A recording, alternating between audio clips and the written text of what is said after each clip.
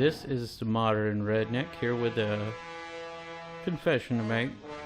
I was all wrong about the latest Godzilla movie. Godzilla Minus One, straight out of Japan. I thought it was going to be a god-awful piece of crap. But I'm man enough to admit I was wrong. Some of you may not know that I'm a huge fan of the Godzilla franchise and have been since I was only about 3 or 4 years old after watching the original Godzilla vs. King Kong made in 1962. I mean, I'm such a super fan. I've seen every Godzilla movie. Even the ones that didn't even have Godzilla in it. Which there are a few, like Rodan and the War of the Gargantuans. But it's a little off topic. Okay, so why was I so pessimistic about this new installment's prospects? And why was I just planning on skipping it entirely? How'd I end up in theater watching Godzilla Minus One is the real question. Well, it certainly wasn't because it was meant to commemorate the franchise's 70th anniversary, and I hadn't yet watched that new show, Monarch Legacy of Monsters, although I have watched it since, after, it's finished coming out with all the episodes. Anyways.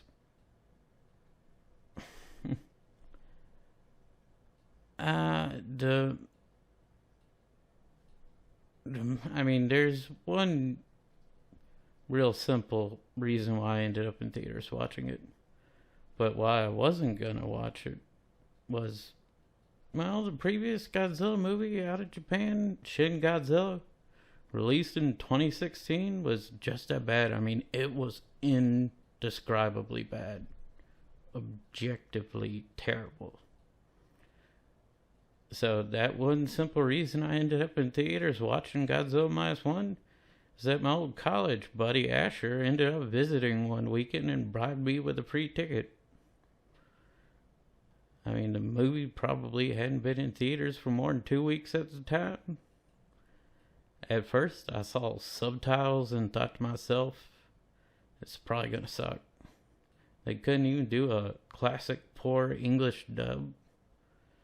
And I have to read for 2 hours now? Now, wait just a second before you pass judgment, so you can get a small glimpse at how bad this Shin Godzilla movie turned out. It was released in 2016, but it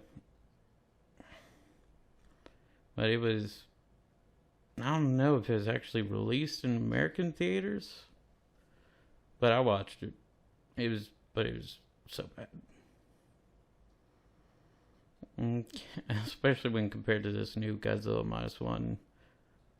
So you can get that small glimpse at how bad it really was. Let's go with a simple reason, just right off the bat. Okay, in one movie, you can tell it's Godzilla, and in the other one, not so much, and you gotta wait a while.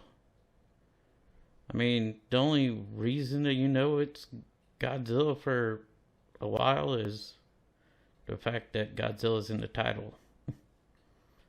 So, one movie, you can tell it's Godzilla, the other one, not so much. My best short summary of the Shin Godzilla movie is that the creature was exposed to nuclear waste that was dumped off the coast of Japan, eventually makes landfall in Japan, and then it clumsily mutates from a weird gilled lizard thing into other weird versions of Godzilla that are hardly recognizable until later on in the film, when it finally resembles a version of Godzilla that you can say, yeah, that's Godzilla. And then you learn, oh, Godzilla's about to go thermonuclear. The film was terrible and possibly worse than that American Godzilla movie. It was released in like 1999, 2000. You know, it starred Matthew Broderick in it. But, so, the new movie, though, the -1 in the title, that refers to the fact that it was released slightly early.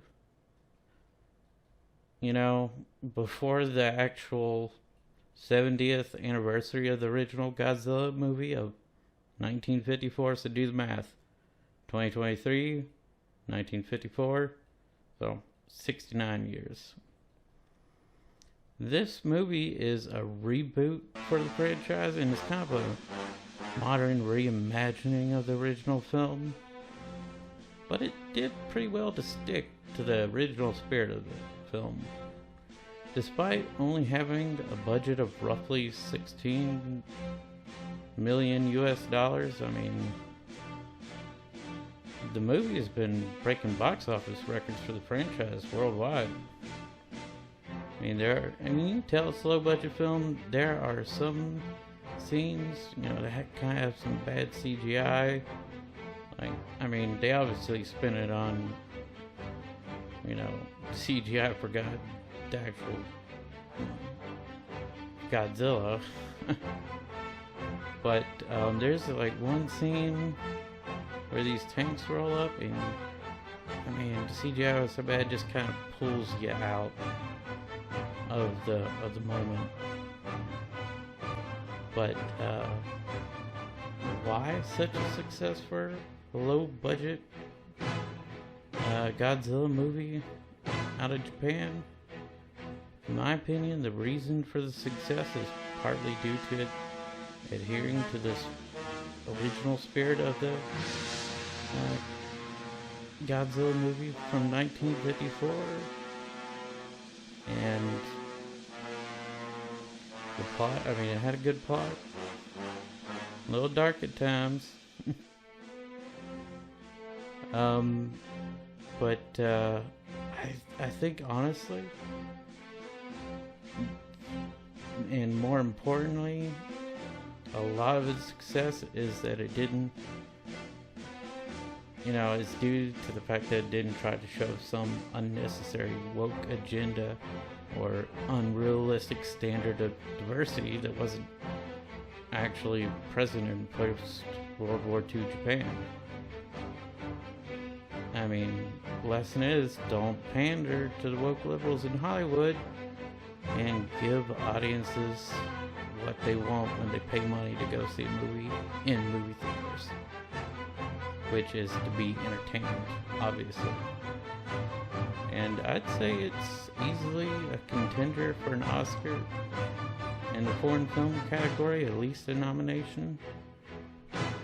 Compared to all the trash that Hollywood has pumped out over the past few years, the movie was a breath of fresh air. I mean, Godzilla -1 has a plot that can satisfy all audiences, from the normal superfans to newcomers to the iconic Godzilla movie franchise. I mean, it kind of made Japanese Godzilla movies cool again.